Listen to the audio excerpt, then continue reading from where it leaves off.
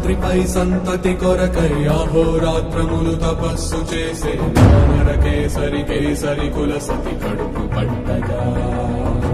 జనించినాడుక అసమాన బలోద్ధతుడు సంయుతుడు అంజనాసుతుడు పవననందనుడు.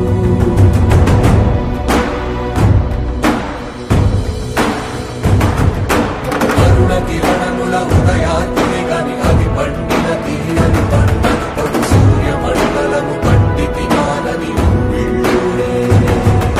దేహం నాటున రవి మరుగై జగము చీకటై మారా.